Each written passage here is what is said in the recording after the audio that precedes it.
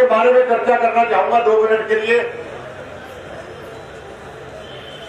जयप्रकाश को कांग्रेस ने टिकट दी, मेरी समझ से बाहर है क्या सोच के टिकट दी। लोगों से पूछता हूं, कुछ कांग्रेसी रहे पुराने, तो हमारे तालुका था, वहां मैंने पूछा भी इतनी जो टिकट कैसे दे दी, तुम्हें वोट दे कौन कर था। उसने कहा कि कोई लड़ने को तैयार कौन था, तो इसको धक्का मार के इसको तू लड़ दे। अब जयप्रकाश आपके बीच में आके क्या बोलेगा। आपको याद दिलाना चाहता हूं 2009 में जयप्रकाश ने मेरे खिलाफ आदमपुर चुनाव लड़ा था और वो हारा था। यहाँ उस वक्त बाल समझ गए, हर गांव में उसने वादा किए थे आप लोगों से कि दुख में सुख में हर वक्त जयप्रकाश आपके बीच में रहेगा। तो आज 13 साल के बाद उसको आदमपुर की याद आई, दुख सुख सब भूल गया। वो भी कब, जब वोट लेने आप लोग। तो आगे क्या बोलेगा यहाँ कि मैं 13 साल बाद वोट मांगने आया हूं, अब 13 साल बाद आऊंगा, मेरा वोट दे दीजिए आप लोग। 13 साल पहले चुनाव लड़ा, आज तक देनदारी है। आप सोशल मीडिया देखते हो, कौन देखते सारे। गोयल पंप वाले का 4.5 लाख रुपए बकाया 13 साल से। बेनीवाल परिवार के 2 लाख रुपए बकाए किशनगढ़ गांव के 13 साल से। हमारा काबरेल गांव का हलवाई 90,000 बकाया पिछले 13 साल से। बहुत लंबी लिस्ट है, मैं गांव वाइज आदमियों के नाम आपको लेके दे सकता हूं। लाखों रुपए जो चुनाव का खर्चा था लोगों के आज तक हो नहीं। मैं बधाई देना चाहता हूं कांग्रेस पार्टी को कि भूपेंद्र हुड्डा को टिकट दे दी। वोट तो पड़ते कोई लोगों की वही जरूर होगी। कल मैंने गोयल पंप वाले से बात करी, मैंने बेनीवाल परिवार से और सबसे बात करी। मैंने कहा भाई उगाई तो हो जाएगी, पर नोट चेक कर लियो, पुराना टाइम नकली देर पूरी अभी तक। किस व्यक्ति का इतिहास गुंडागर्दी का रहा हो, किडनी स्मगलिंग का भी इसके ऊपर आरोप लगे हो, ग्रीन ब्रिगेड का सरताज रहा हो, मैं नहीं समझता कोई सभी आदमी उसको वोट देना चाहे। कांग्रेस पार्टी की सरकार में कितना लंबा संघर्ष हमें करना पड़ा हमारे इलाके के लिए, बिजली के लिए, पानी के लिए, रोजगार के लिए। चंडीगढ़ विधानसभा घेराव में करने गया था, बाढ़ समझ के साथी मेरे साथ गए थे। क्या मुद्दा था उस वक्त कि लेके सारी नौकरियां रोहतक में, लेके सारा पानी रोहतक में, लेके सारा विकास का पैसा भूपेंद्र हुड्डा अपने इलाके में। ये बात ही कौन थी। लठ पड़े सारे लोग, मेरा ही पड़े, थारे पड़े थे। तो लठ मारने वालों के साथ हो, लठ खाने वाले के साथ हो। तो ये सारी बातें ऐसी मैंने आपको बताई, जो बात नई नहीं है, सब बातें आप जानते हैं। लेकिन आपको याद दिला रहा हूं कि साथियों, अपने पराये की पहचान करो, अच्छे बुरे की पहचान करो। 2 साल सरकार के पड़े हैं, हमें काम करवाना है सरकार में। 26 साल से हम लोग पिछड़े हुए हैं। विकास तो हुआ, जैसे मैंने अभी कहा 2.5 साल में 350 कराए, उससे पहले भी करवाए। लेकिन वो जो बड़ी रफ्तार थी, वो रफ्तार बहुत धीमी हो गई। लेकिन अब समय आया है रफ्तार को तेजी पकड़ने। इसलिए भाइयों, चूक मत कर जाना। इस बार चूक कर गए तो फिर 26 साल और भुगतना पड़ेगा बर्बाद। कैसे, कौन खाद बनवाएगा, कौन बिजली काट करेगा, कौन पानी लाएगा, कौन रोजगार लेके आएगा आपके लिए। इसलिए सोच समझ के साथियों वोट का इस्तेमाल करना। आप पे हर प्रकार के प्रलोभन दिए जाएंगे। कोई जात पात का नारा लगाएगा, कोई रिश्तेदारी का दबाव बढ़ाएगा, कोई यारी दोस्ती का कोई और प्रलोभन देगा। लेकिन चौधरी भजनलाल जी वाली बात याद रखनी है कि रिश्तेदार आवे, मान सम्मान करो, हलवा खुआओ, चूरमा खुआओ, पर बोले वोट तुम्हें भजनलाल परिवार देते और वोट को तेज करना। मान सम्मान करना हमारे इलाके का पड़े हमेशा याद रहा है। तो साथियों, मैं एक बार लंबा नहीं बोलूंगा, फोरम काफी पड़े मेरे। बाढ़ समझ गांव से मैंने 2019 में कुछ वादे किए थे, आप सारे गवाह, सारे मैंने वादे पूरे किए। लेकिन जो विशेष वादे थे मेरे, कि गवर्नमेंट कॉलेज की जो जमीन पे कब्जा था, कि विधानसभा में बोले आवाज उठा के सीएम साहब से मिलके आपके सामने 6 महीने पहले मैंने जमीन खाली करा के आपको सबसे बड़ा मांग आपकी 2019 में ये थी। और आप लोगों ने मुझे कहा था क्या मैं आपको वोट इस वादे पर दे दें क्योंकि आपके परिवार का इतिहास है वादे पूरे करने का। अगर आप वादे पूरे करोगे अगले चुनाव में बाल समझ से एक वोट भी खिलाफ हो जाएगा। तो साथियों, मैंने मेरा वादा पूरा किया, अब सारा वादा पूरा करने का टाइम आ गया। दूसरा वादा उसी जमीन पे मेरा था कि गवर्नमेंट कॉलेज लड़कियों का बनवाएंगे हम, और वो भी आप जानते हैं अभी 45 दिन पहले आचार संहिता लागू होने से कुछ दिन पहले सरकार ने वो भी घोषणा कर दी, गर्ल्स कॉलेज बालसमंद में हम बनाएंगे, जल्दी शुरू किया जाए। तो जो मेन बातें दो थे हमने पूरे किए। तीसरा, मेरे किसान भाई धरने पर बैठे रहे, माननीय मुख्यमंत्री जी से मैं मिला, 4 बार मिला, चारों बार मैंने फोटो डाले, प्रेस कॉन्फ्रेंस से बोला कि भाई उनकी मुआवजा राशि उनकी जायज है, इनको मिलना चाहिए। मुआवजा राशि की घोषणा कर दी, लेकिन आपके खातों में नहीं डाल पाए क्योंकि आचार संहिता लागू हो गई। उसके बावजूद भी माननीय मनोहर लाल खट्टर जी से मेरी बात हुई पिछले हफ्ते, मैंने कहा कि मुआवजा को रास्ता निकाला, उनका मुआवजा इनको मिलना चाहिए 2020 का। तो मुख्य माननीय मनोहर लाल खट्टर जी ने मेरे सामने फोन किया, और उसके बाद कल आज डीसी साहब का लेटर भी चला गया फाइनेंस कमिश्नर को कि पैसा रिलीज किया गया, तो पैसा हमें देना है। तो साथियों, मुआवजा आपको मिलेगा, मुझ पर विश्वास रखिए। हमारा 54 साल का विश्वास है, चौधरी भजनलाल परिवार ने कभी जिंदगी में आपको नीचे देखने नहीं दिया।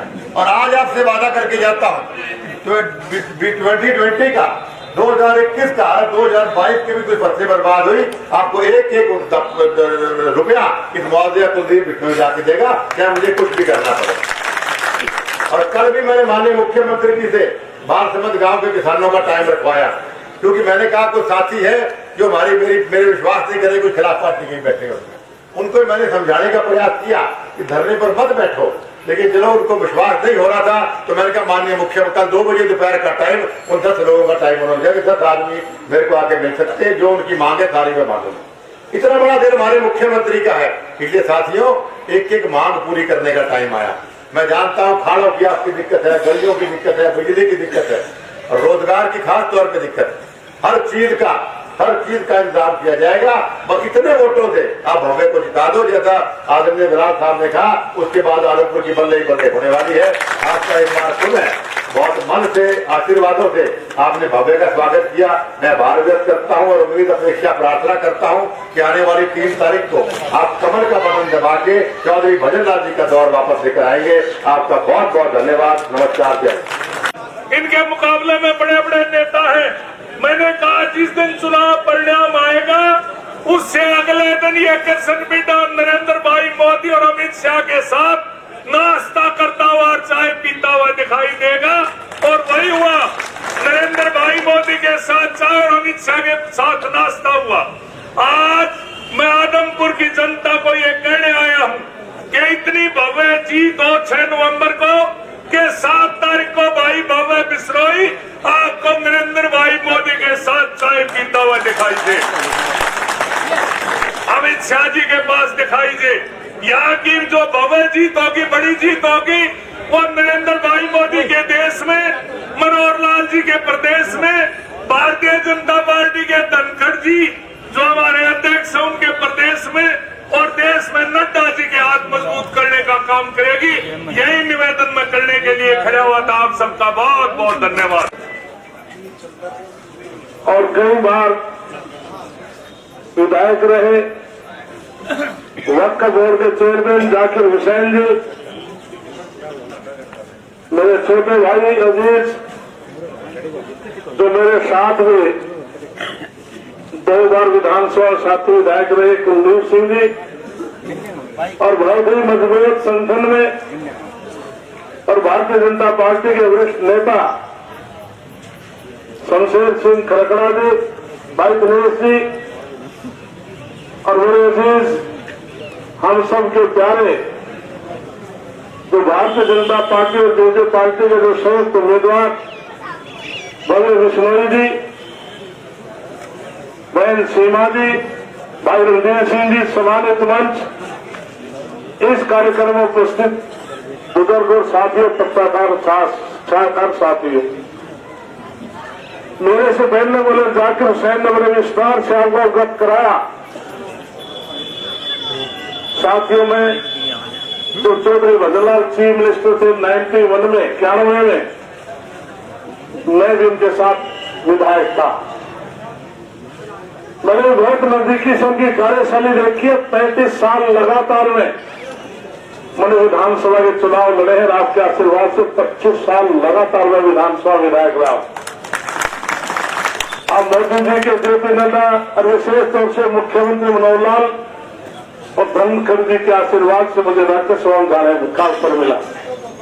तो साथियों, मैं धन्यवाद करता हूं आदमपुर विधानसभा की 36 बिरादरी का,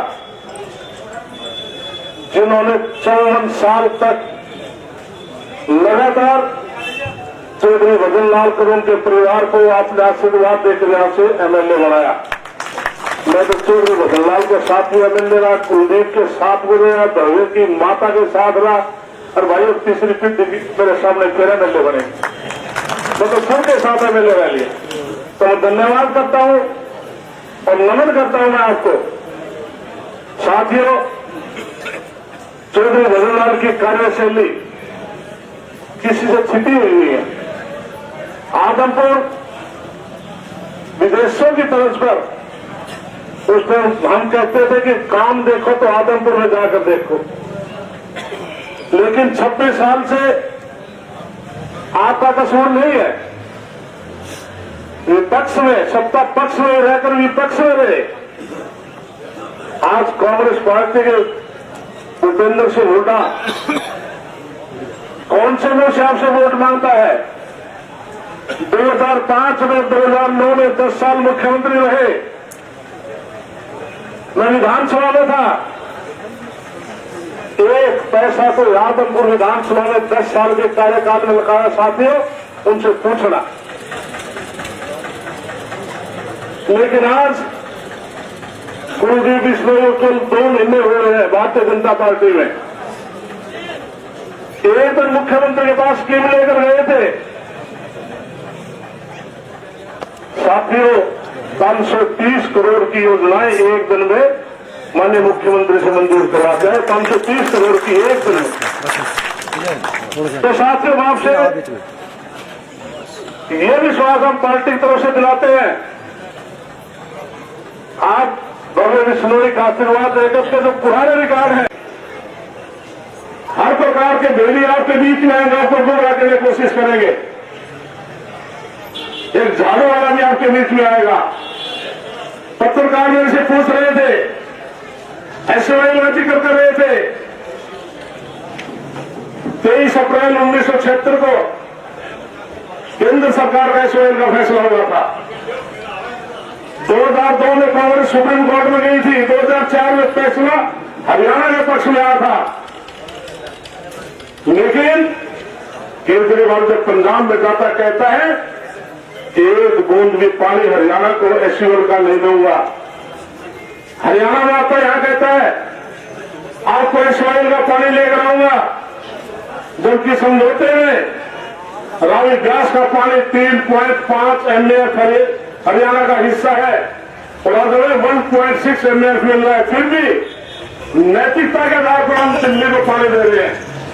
मैंने पत्रकारों को कहा था, जैसे 2 मुहैया सांप होता दोनों तरफ से काटता है, केजरीवाल वो व्यक्ति है साथियों, उसके चक्कर में आने के अवसर पर बहुत झूठ बोलने वाला व्यक्ति। इसलिए मैं अनुसूचित जाति समाज से हाथ जोड़ के प्रार्थना करता हूं और भाई कुलदीप बिश्नोई को, भव्य बिश्नोई को, पार्टी को विश्वास दिलाता हूं, ऐसी समाज में कांग्रेस पार्टी वाले अपने जमानत भी बचा पाएंगे। एक तरफा भारतीय जनता पार्टी भव्य बिश्नोई के पक्ष बता रहा होगा।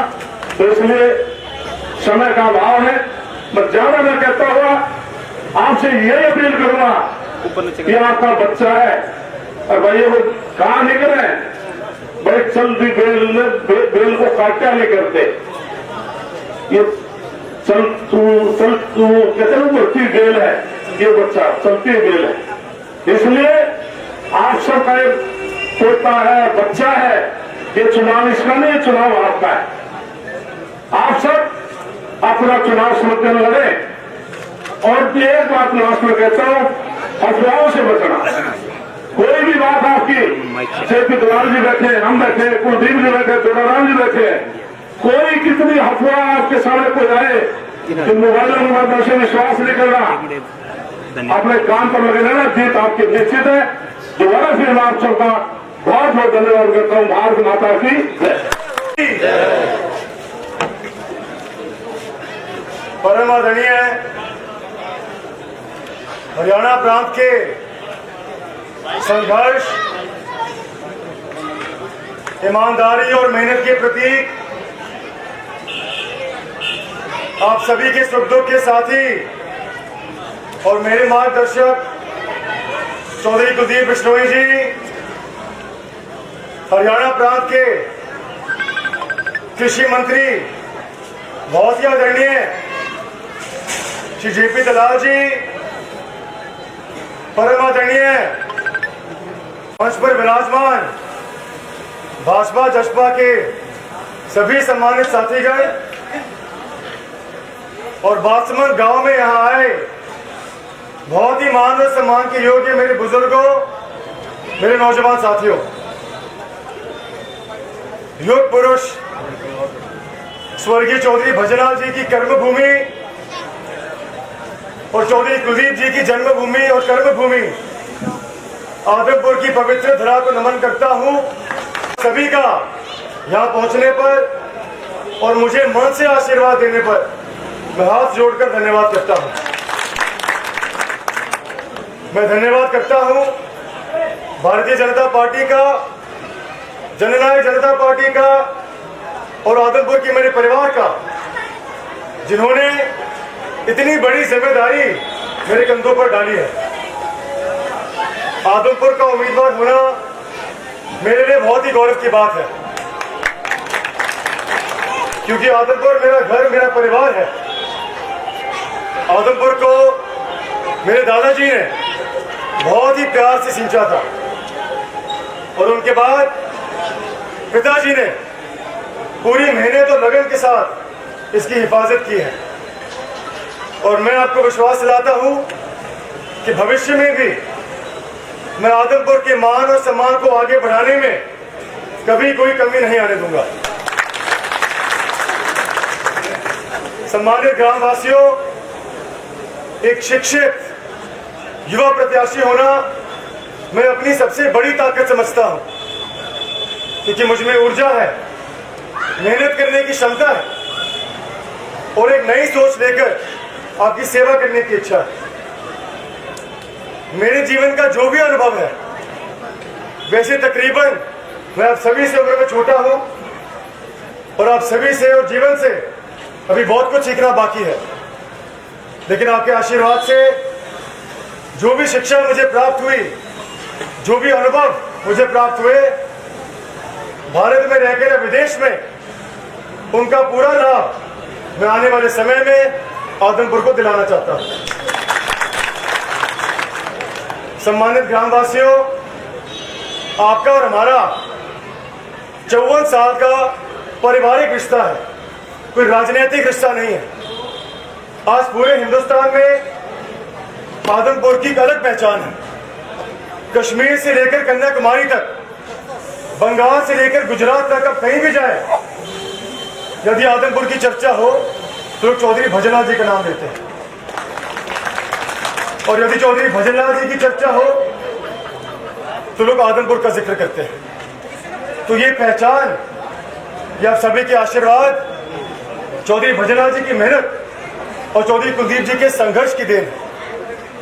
अब समय आ गया है कि हम इस 54 साल के पारिवारिक रिश्ते को, इस विश्वास को, इस पहचान को और भी मजबूती के साथ आगे बढ़ाएं।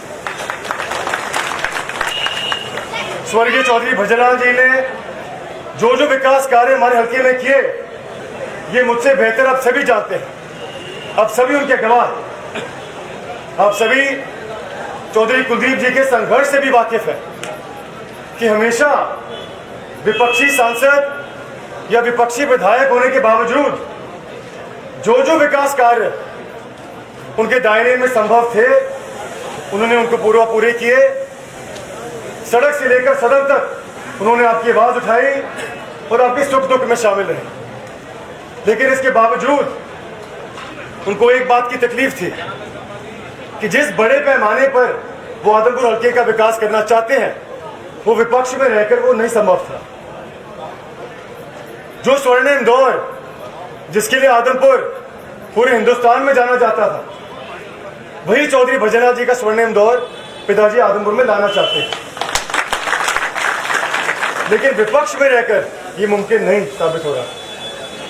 तो इन सभी बातों को ध्यान में रखते हुए आप सभी से सलाह मशवरा करने के बाद, आपके आशीर्वाद से हम सभी ने फैसला किया कि हम भारतीय जनता पार्टी का दामन थामेंगे। और जैसा कि आप सभी जानते हैं कि आज पूरा हिंदुस्तान मोदी जी की नीतियों से प्रभावित है और समस्त हरियाणा खट्टर साहब की कार्यशैली से प्रभावित है। खट्टर साहब के बारे में दो शब्द मैं जरूर कहना चाहूंगा कि जिन विशेषताओं के लिए स्वर्गीय चौधरी भजनलाल जी को जाना जाता था, जिस प्रकार से बिना जात पात धर्म दल क्षेत्र के आधार पर भेदभाव करे उन्होंने सभी के विकास किए, ठीक उसी प्रकार से खट्टर साहब भी 36 बिरादरी के काम कर रहे हैं। दूसरी बात, यदि मैं कहूं कि खट्टर साहब का विशेष रूप से आदमपुर पर आशीर्वाद बना हुआ है तो वो भी गलत नहीं होगा। इसका सबूत आप सभी के सामने है कि पिछले कुछ महीनों से जब से हम भाजपा में शामिल हुए हैं तो जो जो वायदे चौधरी कुलदीप जी ने आपसे किए थे वो एक के बाद एक खट्टर साहब के आशीर्वाद से, पिताजी की मेहनत से पूरे होते जा रहे हैं। आज आदमपुर में विकास कार्यों ने एक नई रफ्तार पकड़ ली और ये सिर्फ शुरुआत है। खट्टर साहब ने हमें आश्वासन दिया है कि आने वाले समय में आदमपुर के जो जो विकास कार्य अधूरे रह गए हैं उनको जल्द से जल्द पूरा किया जाएगा। सम्मानित ग्रामवासियों, मैं ज्यादा ना कहते हुए आप सभी का मैं ज्यादा समय नहीं लेना चाहता और वैसे भी मंच पर मुझसे कई अधिक वरिष्ठ नेता विराजे हुए हैं। मेरी आप सभी से हाथ जोड़कर प्रार्थना है कि एक तो जो साथी आज किसी कारणवश इस सभा में मौजूद नहीं हो सके, उन्हें आप हमारा संदेश पहुंचाए और उनसे भी अब मेरी तरफ से उनका आशीर्वाद लें। और विशेष रूप से जो लोग हमसे नाराज हैं, जिन लोगों ने कभी हमें वोट नहीं डाला, उनसे चर्चा जरूर करें, तर्क वितर्क करें और दो बहुत ही साधारण लेकिन महत्वपूर्ण सवाल करें। पहला तो ये कि क्या आप अपना मतदान सत्ता पक्ष में करके अपने काम कराना चाहते हैं या विपक्ष में रहकर और पिछड़ना चाहते हैं। दूसरा सवाल ये करें कि आप अपने ही परिवार के सदस्यों को आशीर्वाद देना चाहते हैं या एक ऐसे भारी उम्मीदवार को आशीर्वाद देना चाहते हैं जिसको आदमपुर से कोई सरोकार नहीं। तो साथियों, ज्यादा ना कहते हुए एक संकल्प लेकर जाता हूं कि स्वर्गीय चौधरी भजनलाल जी की पथ चिन्हों पर चलकर और चौधरी कुलदीप जी के संघर्ष और ईमानदारी से सीख लेकर मैं आपका पोता, आपका बेटा, आपका भाई बनकर आपके काम आऊंगा। आप सभी ने हमारे परिवार पर हमेशा अपने आशीर्वाद का हाथ बनाए रखा, उसका ऋण मैं इस जीवन में तो क्या 7 जन्मों में नहीं चुका सकता। लेकिन एक बात का विश्वास दिलाता हूं कि आप सभी का मस्तक गौरव से ऊंचा हो, इसके लिए मैं हर प्रयास ईमानदारी से करूंगा। एक बार पुनः आप सभी का यहाँ पहुंचने पर मैं दिल की गहराइयों से धन्यवाद करता हूं और उम्मीद, अपेक्षा और प्रार्थना करता हूं कि आने वाले 3 नवंबर को आप कमल का बटन दबाकर मुझे आशीर्वाद देंगे, आपकी सेवा करने का मौका जरूर देंगे ताकि हम सभी साथ मिलकर एक बार फिर स्वर्गीय चौधरी भजनलाल जी का स्वर्णिम दौर आदमपुर में ला सकेंगे। आपका बहुत बहुत धन्यवाद। जय हिंद, जय आदमपुर। सारे भारतीय जनता पार्टी का नेतृत्व और आज जिनके लिए सभा हो रही है, हमारे नौजवान बेटे भाई भव्य बिश्नोई, सभी का नाम बार बार आ गया है, सभी सम्मानित हैं और सभी एक ही मकसद के लिए लगे हुए हैं। और हमारे पत्रकार छायाकार बंधुओं, आदमपुर और आसपास के साथ आए हुए इलाके के किसान भाइयों, नौजवान साथियों, मैं सबसे पहले तो भाई भव्य बिश्नोई को अग्रिम बधाई देता हूं कि बहुत बड़े मार्जिन से आपकी जीत होगी। कई दिनों से मैं कार्यालय में हिसार बैठा था, आज 5-6 गाँव में पहली बार गया था। लोग मिलते रहते हैं, लोग यही कहते हैं कि ये जीत है, मार्जिन देखने वाली बात है कितनी है, और उसका कारण भी है। मेरे ख्याल में हरियाणा के 90 हल्के हैं, आज पहले 81 होते थे। 54 साल से कोई हल्का ऐसा नहीं है, कोई परिवार जो लगातार राजनीति में जीतता रहा। इस हल्के के लोगों को मैं नमन करता हूँ। ऐसा इतिहास आपने बढ़ाया है और ऐसा प्यार एक परिवार के साथ चौधरी भजनलाल जी के साथ आपने निभाया है। आपका मुकाबला हरियाणा में कोई हल्का कर नहीं है। उसकी वजह भी है, हरेक घर को, हरेक परिवार को, चाहे किसी ने भजनलाल जी को वोट दिया, किसी ने ना दिया, बगैर भेदभाव के अपना परिवार का सदस्य मान करके इतनी लंबी राजनीतिक पारी खेलने वाला हरियाणा में और कोई परिवार नहीं रहा। मैं आपको भी बधाई देता हूं और भाई भव्य को, कुलदीप को बधाई देता हूं कि जिन रास्ते पे चौधरी साहब चले उसी तरह से प्यार बना के इन लोगों की सेवा करो। इन लोगों का एहसान जो है पूरे परिवार पे नहीं, पूरे हरियाणा की जनता पे है कि बार बार ऐसा नेता चुनकर उन्होंने दिया जिन्होंने हरियाणा के विकास में बहुत सारे 4 साल लगाए। आज मेरे जोड़ाराम जी हमारे साथ विधायक हैं।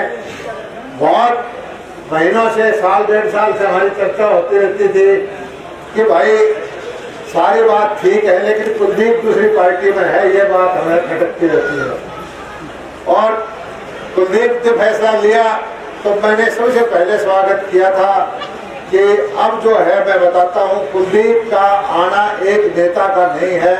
आप देखना आने वाले वक्त में हरियाणा की राजनीति में बहुत बड़े बदलाव होंगे। इस चुनाव को आप साधारण चुनाव ना समझे। ये चुनाव कोई एक एमएलए बनने का चुनाव नहीं है, ये भव्य विस्मय का चुनाव समझने के बजाय हरियाणा की राजनीति में आप देख लेना आने वाले वक्त में इस चुनाव में जितना आप तगड़ा मार्जिन दोगे उतना ही ज्यादा चमत्कारिक परिवर्तन हरियाणा की राजनीति में होगा। आप समझदार हो, मुझे ज्यादा कहने की जरूरत नहीं है। राजनीति आप मेरे से ज्यादा समझते हो, मेरे से ज्यादा समझते हो जब 56 साल से आपने एक हल्का एक आदमी को जिता है। दूसरी बात, अब देश का माहौल आप देखिए, अंतर्राष्ट्रीय स्तर पर मोदी जी क्या डंका बज रहा है। यूक्रेन की लड़ाई है, रूस की लड़ाई है, अमेरिका कहता है भारत हमारा साथ दे, रूस कहता है हमारा साथ दे, हमारे 20-30 हजार बच्चे फंसे हुए थे।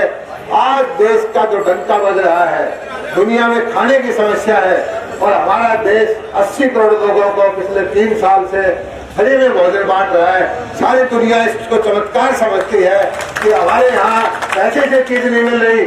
और भारत एक ऐसा देश है जिसके बारे में कहते थे कोरोना में ध्वस्त हो जाएगा, कोरोना में फेल हो जाएगा, और कोरोना को भी काबू किया, फ्री वैक्सीन भी दी, फ्री अनाज भी दे रहे हैं। सबसे तेज गति से बढ़ती हुई अर्थव्यवस्था है। और हमारा जो है, खासकर मैं किसान भाइयों को नमन करता हूँ, इतिहास में इतनी तेज गति से जो ग्रोथ हुई है कृषि की, इतनी कभी नहीं हुई। कोरोना काल में भी किसान भाइयों ने संकट के समय में जो खजाने भरे हैं गेहूं के, धान के, चावल के, उससे देश की ताकत बढ़ी है। और हरियाणा सरकार का सौभाग्य से मैं कृषि मंत्री हूँ भाई। 2.5-3 साल से आपने देखा होगा बहुत सारे लोग जिनको कुर्सी के काटे हुए थे, कुर्सी की लड़ाई लड़ रहे थे, वो किसान के कंधे पर रख के बंदूक चलाते थे। और किसी का दौड़ कपड़िए बैठे, चौक में बैठे, बीजेपी को ये कोशिश करते हैं कि किसानों का भला नहीं करती। 2014 से पहले देखिए किसान को कितना मुआवजा मिलता था। 2014 से पहले के सारे भाव देखो, कपास के, सरसों के, बाजरा के और चीजों के। आज आप देख लीजिए कि भाव क्या है। किसान के लिए मुआवजा 2014 से पहले बीमा के कितना पैसा मिला था।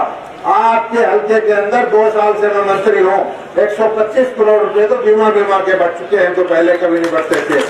ये लोग प्रचार करते थे कि बीमा कंपनियों के लिए कानून लेके आए हैं, लेकिन ये कानून आज किसान अपनी मर्जी से बीमा कराता है, किसान को लाभ मिलता है। मुआवजा आपका आ चुका है, उसकी वजह से पीछे कुछ गड़बड़ हुई थी, हिसार में जमा हो गया है और वो मुआवजा भी बढ़ जाएगा। बहुत सारे जिन गाँव में ये वो नहीं है, आचार संहिता नहीं, उनका बढ़ना शुरू हो गया है और आचार संहिता की परमिशन मांग रखी है, वो भी आपको मिल जाएगा। किसान को क्या चाहिए? अच्छा भाव चाहिए, मंडी चाहिए, पानी चाहिए। पहले बताइए कि पानी कितना आता था। 4 महीने से मुझे पता है, मैं भी शिवानी के लाहौर का इलाके की, मेरे यहाँ भी वहीं से पानी आता है, बालसमंद में भी यहीं से पानी आता है। मेरे यहाँ शिवानी कनाल हो जाती है, आपका यहाँ बालसमंद डिस्ट्रीब्यूटर हो जाती है। हमने कोशिश करी है, दोनों नहरों का पानी जोड़ा, भाखड़ा का पानी जोड़ा और जमुना का पानी जोड़ा। 3-4 महीने से लगातार आपको देखा, आपकी नहरों के अंदर पहले से पानी आ रहा है और पानी हमारा देना हमारा फर्ज है। 300 करोड़ रुपए हमने नहरों पे लगाए हैं विकास के काम के लिए। आपको पता है कि ड्रिप इरिगेशन की स्कीम हम लेके आए हैं, बागवानी की स्कीम हम लेके आए हैं। आज ही प्रधानमंत्री ने कहा जो था 2-2 हजार रुपये करके, पैसा थोड़ा लगता है। हमारे यहाँ समृद्ध किसान है, बिहार में, उड़ीसा में 6,000 रुपये साल की, वहाँ एक साड़ी में बेचारी रहती है, एक बाथरूम चप्पल में हमारी मजदूर करती है, उनके लिए बहुत बड़ा पैसा है। आज भी 16,000 करोड़ रुपए किसानों के खाते में प्रधानमंत्री ने डाले हैं। खाद का आज प्रधानमंत्री ने फैसला लिया है कि खाद के साथ किसान को नई चीजें, दूसरी चीज बेचते हैं। सारे देश की खाद का कह दिया, कोई कंपनी वंपनी नहीं है, एक ही कंपनी खाद का नाम होगा, भारतीय खाद होगी और सब जगह एक जगह मिलेगी, एक ही खाद की दुकान होगी, कोई नहीं बेच पाएगा। तो ये चीजें सुधार करने की कोशिश हमारी चल रही है। आपको देखा होगा कि नौकरी गरीबों की, भाई एक राजनीति चलती थी, गरीब आदमी का बच्चा फर्स्ट डिवीजन का रोता रहता था, साहूकार का बेटा, नेता का बेटा 3rd डिवीजन वाला उसकी नौकरी खा जाता था। क्या लोकतंत्र के लिए अच्छा था? मैं कहता हूँ कि ये हिम्मत दिखाई है तो भारतीय जनता पार्टी ने दिखाई है। भारतीय जनता पार्टी ने बदलियों में ये कहा कि बदलियों का एक धंधा बना हुआ है, इसको बंद कर दिया जाए और ऑनलाइन ट्रांसफर सारे कर्मचारियों को कह दिया कि अपनी मर्जी से पूछो, जहां लग जाना 3 साल के लिए एक बार लग जाओ। होता क्या था लोकतंत्र के अंदर? एक व्यापार बना दिया था कि नेताओं के पीछे घूमते रहो, बदली वाले, नौकरी वाले, ये वाले।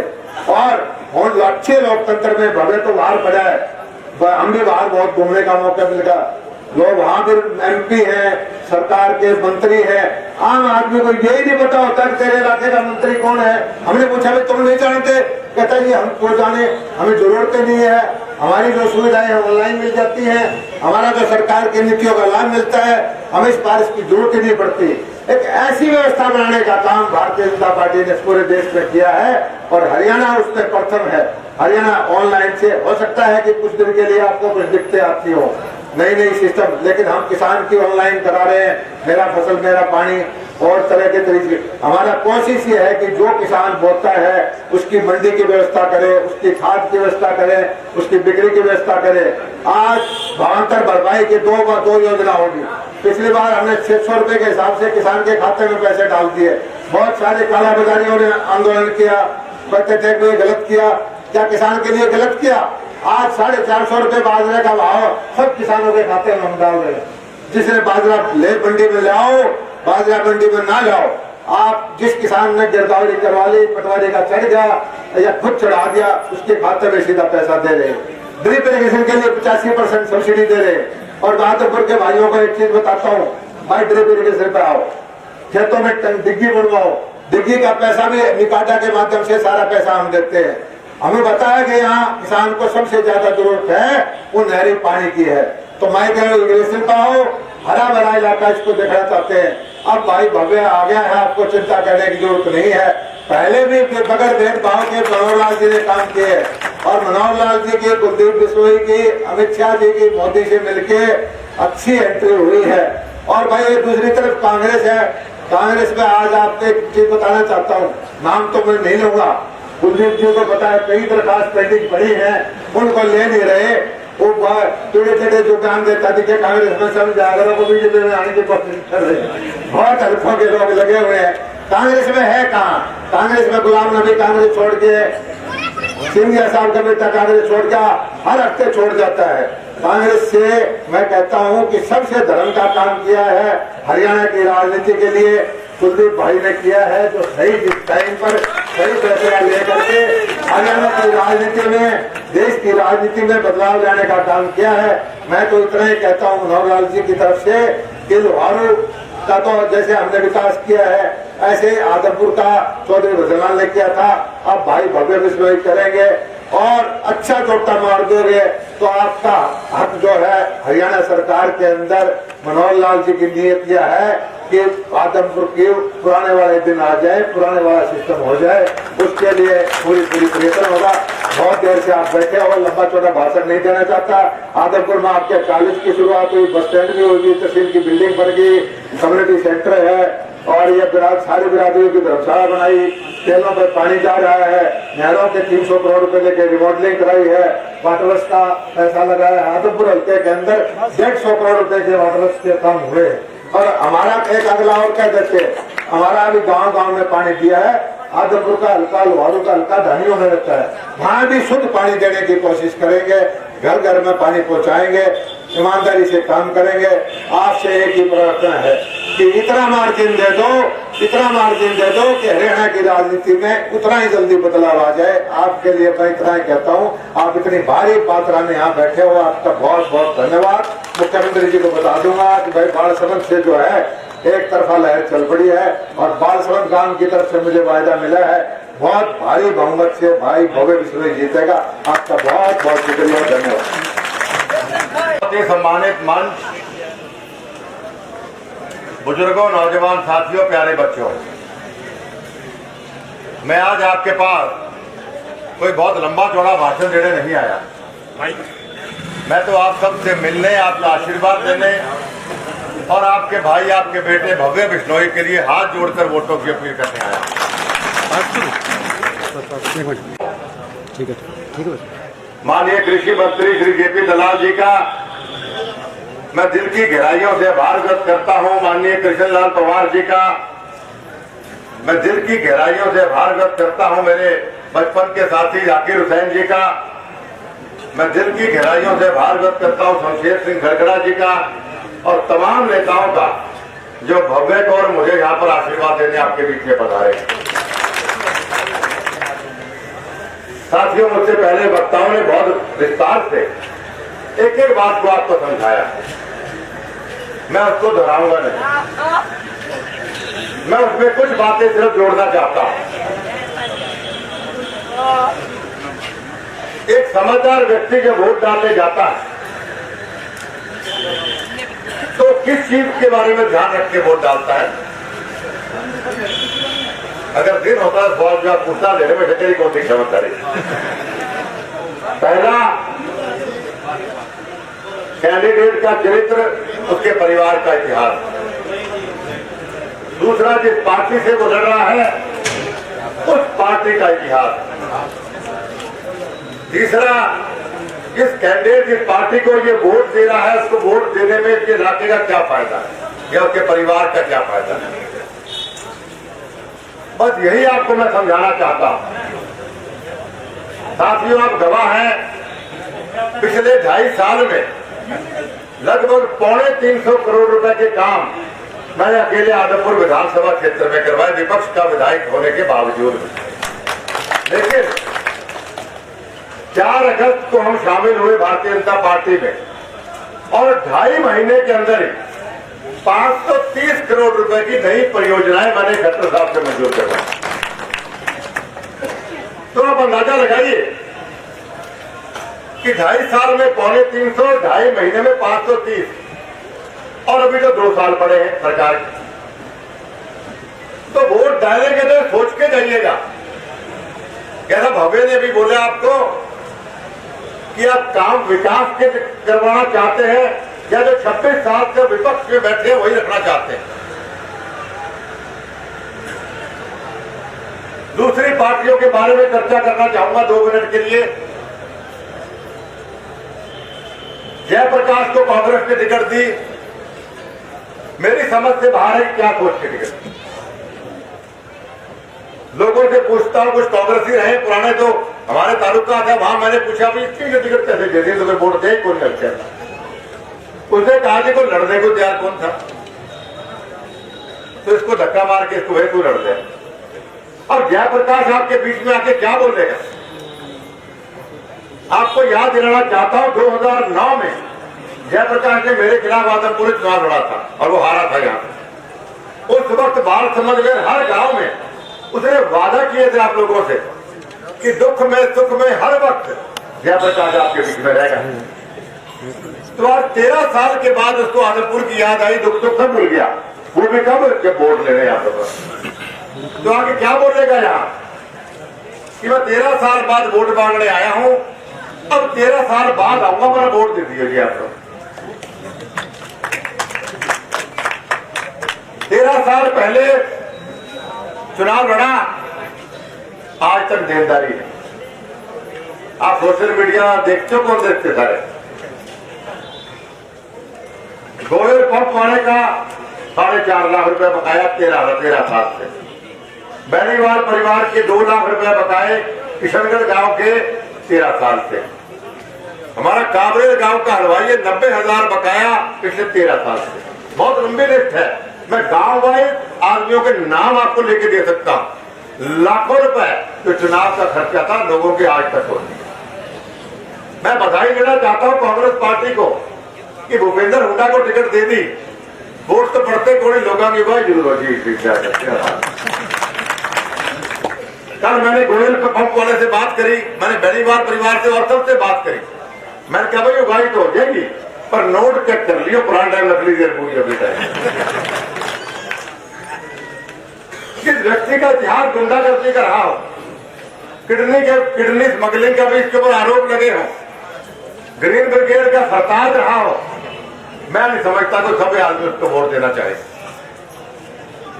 कांग्रेस पार्टी की सरकार में कितना लंबा संघर्ष हमें करना पड़ा हमारे इलाके के लिए, बिजली के लिए, पानी के लिए, रोजगार के लिए। चंडीगढ़ विधानसभा घेराव में करने गया था, बाढ़ समझ के साथी मेरे साथ गए थे। क्या मुद्दा था उस वक्त कि लेके सारी नौकरियां रोहतक में, लेके सारा पानी रोहतक में, लेके सारा विकास का पैसा भूपेंद्र हुड्डा अपने इलाके में। ये बात ही कौन थी? लठ पड़े था लोग, मेरा ही पड़े, थारे पड़े थे लठ। तो लठ मारने वालों के साथ हो, लठ खाने वाले के साथ हो। तो ये सारी बातें ऐसी मैंने आपको बताई जो बात नई नहीं है, सब बातें आप जानते हैं। लेकिन आपको याद दिला रहा कि साथियों, अपने पराये की पहचान करो, अच्छे बुरे की पहचान करो। 2 साल सरकार के पड़े हैं, हमें काम करवाना है सरकार में। 26 साल से हम लोग पिछड़े हुए हैं। विकास तो हुआ, जैसे मैंने अभी कहा 2.5 साल में 350 कराए, उससे पहले भी करवाए, लेकिन वो जो बड़ी रफ्तार थी वो रफ्तार बहुत धीमी हो गई। लेकिन अब समय आया है रफ्तार को तेजी पकड़ने। इसलिए भाइयों, चूक मत कर जाना। इस बार चूक कर गए तो फिर 26 साल और भुगतना पड़ेगा बर्बाद। कैसे, कौन खाद बनवाएगा, कौन बिजली काम करेगा, कौन पानी लाएगा, कौन रोजगार लेके आएगा आपके लिए? इसलिए सोच समझ के साथियों वोट का इस्तेमाल करना। आप पे हर प्रकार के प्रलोभन दिए जाएंगे। कोई जात पात का नारा लगाएगा, कोई रिश्तेदारी का दबाव बढ़ाएगा, कोई यारी दोस्ती का कोई और प्रलोभन देगा। लेकिन चौधरी भजनलाल जी वाली बात याद रखनी है, फिर रिश्तेदार आवे, मान सम्मान करो, हलवा खुआओ, चूरमा खुआओ, पर बोले वोट तुम्हें भजनलाल परिवार रहते और वोट को दे। मान सम्मान करना हमारे इलाके का पर हमेशा इतिहास रहा है। तो साथियों, मैं एक बार लंबा नहीं बोलूंगा, फोरम काफी पड़े मेरे। बाढ़ समझ गांव से मैंने 2019 में कुछ वादे किए थे, आप सारे गवाह, सारे मैंने वादे पूरे किए। लेकिन जो विशेष वादे थे मेरे, ये गवर्नमेंट कॉलेज की जमीन पे कब्जा था, ये विधानसभा में बोले आवाज उठा के सीएम साहब से मिलके आपके सामने 6 महीने पहले मैंने जमीन खाली करा के आपको। सबसे बड़ा मांग आपकी 2019 में ये थी, और आप लोगों ने मुझे कहा था कि हमें आपको वोट इस वादे पर दे दें, क्योंकि आपके परिवार का इतिहास है वादे पूरे करने का। अगर आप वादे पूरे करोगे, अगले चुनाव में बाढ़ समझ से ही वोट भी खिलाफ हो जाएगा। तो साथियों, मैंने मेरा वादा पूरा किया, अब सारा वादा पूरा करने का टाइम आ गया। दूसरा वादा उसी जमीन पे मेरा था कि गवर्नमेंट कॉलेज लड़कियों का बनवाएंगे, और वो भी आप जानते हैं, अभी 45 दिन पहले आचार संहिता लागू होने से कुछ दिन पहले सरकार ने वो भी घोषणा कर दी, गर्ल्स कॉलेज बालसमंद में हम बनाएंगे, जल्दी शुरू किया जाए। तो जो मेन बातें 2 से हमने पूरे किए। तीसरा, मेरे किसान भाई धरने पर बैठे रहे, माननीय मुख्यमंत्री जी से मैं मिला, 4 बार मिला, चारों बार मैंने फोटो डाले, प्रेस कॉन्फ्रेंस से बोला कि भाई उनकी मुआवजा राशि उनकी जायज है, इनको मिलना चाहिए। मुआवजा राशि की घोषणा कर दी, लेकिन आपके खातों में नहीं डाल पाए क्योंकि आचार संहिता लागू हो गई। उसके बावजूद भी माननीय मनोहर लाल खट्टर जी से मेरी बात हुई पिछले हफ्ते। मैंने कहा जी मुआवजा को रास्ता निकाला, उनका मुआवजा इनको मिलना चाहिए 2020 का। तो मुख्य माननीय मनोहर लाल खट्टर जी ने मेरे सामने फोन किया और उसके बाद कल आज डीसी साहब का लेटर भी चला गया फाइनेंस कमिश्नर को कि ये पैसा रिलीज किया गया तो पैसा हमें देना है। तो साथियों मुआवजा आपको मिलेगा, मुझ पर विश्वास रखिए। हमारा 54 साल का विश्वास है। चौधरी भजनलाल परिवार ने कभी जिंदगी में आपको नीचे देखने नहीं दिया और आज आपसे वादा करके जाता हूं तो 2020 का 2021 का 2022 के भी कोई फसलें बर्बाद हुई, आपको एक एक रुपया इस मुआवजे कुलदीप बिश्नोई जाके देगा, चाहे मुझे कुछ भी करना पड़े। और कल भी मैंने माननीय मुख्यमंत्री जी से बालसमंद गांव के किसानों का टाइम रखवाया, क्योंकि मैंने कहा कोई साथी है जो मेरे विश्वास नहीं करे, कोई खिलाफ पार्टी के बैठे हो, उनको मैंने समझाने का प्रयास किया कि धरने पर मत बैठो, लेकिन चलो उनको विश्वास नहीं हो रहा था तो मैंने कहा माननीय मुख्यमंत्री कल 2 बजे दोपहर का टाइम, उन 10 लोगों का टाइम उन्होंने दिया, 10 आदमी मेरे को आके मिल सकते हैं, जो उनकी मांग है सारी में मांगो। इतना बड़ा दिल हमारे मुख्यमंत्री का है, इसलिए साथियों एक एक मांग पूरी करने का टाइम आया। मैं जानता हूँ खाड़ों की आपकी दिक्कत है, गलियों की दिक्कत है, बिजली की दिक्कत है और रोजगार की खास तौर पर दिक्कत है। हर चीज का इंतजाम किया जाएगा और इतने वोटों से आप भव्य को जिता दो, जैसा आदरणीय विराट साहब ने कहा, उसके बाद आलमपुर की बल्ले ही बल्ले होने वाली है। आपका एक बार पुनः बहुत मन से आशीर्वादों से आपने भव्य का स्वागत किया। मैं आभार व्यक्त करता हूँ और उम्मीद अपेक्षा प्रार्थना करता हूँ कि आने वाली 3 तारीख को आप कमर का बटन दबा के चौधरी भजनलाल जी का दौर वापस लेकर आएंगे। आपका बहुत बहुत धन्यवाद। नमस्कार। जय। इनके मुकाबले में बड़े बड़े नेता हैं। मैंने कहा जिस दिन चुनाव परिणाम आएगा उससे अगले दिन ये किशन बिड्डा नरेंद्र भाई मोदी और अमित शाह के साथ नाश्ता करता हुआ चाय पीता हुआ दिखाई देगा। और वही हुआ, नरेंद्र भाई मोदी के साथ चाय और अमित शाह के साथ नाश्ता हुआ। आज मैं आदमपुर की जनता को ये कहने आया हूँ कि इतनी भव्य जीत हो 6 नवंबर को के 7 तारीख को भाई भव्य बिश्नोई आपको नरेंद्र भाई मोदी के साथ चाय पीता हुआ दिखाई दे, अमित शाह जी के पास दिखाई दे। यहाँ की जो भव्य जीत होगी, बड़ी जीत होगी, वो नरेंद्र भाई मोदी के देश में, मनोहर लाल जी के प्रदेश में, भारतीय जनता पार्टी के धनखड़ जी जो हमारे अध्यक्ष हैं उनके प्रदेश में और देश में नड्डा जी के हाथ मजबूत करने का काम करेगी। यही निवेदन मैं करने के लिए खड़ा हुआ था। आप सबका बहुत बहुत धन्यवाद। और कई बार विधायक रहे वक्फ बोर्ड के चेयरमैन जाकिर हुसैन जी, मेरे छोटे भाई अजीज जो मेरे साथ हुए 2 बार विधानसभा साथी विधायक रहे कुलदीप सिंह जी, और बहुत ही मजबूत संगठन में और भारतीय जनता पार्टी के वरिष्ठ नेता शमशेर सिंह खड़कड़ा जी, भाई दिनेश जी और मेरे अजीज हम सब के प्यारे जो भारतीय जनता पार्टी और जेजे पार्टी के जो संयुक्त उम्मीदवार भव्य बिश्नोई जी, बहन सीमा जी, भाई रणधीर सिंह जी, सम्मानित मंच, इस कार्यक्रम में उपस्थित बुजुर्ग और साथियों, पत्रकार साथियों, मेरे से पहले बोले जाकिर हुसैन ने बड़े विस्तार से आपको अवगत कराया।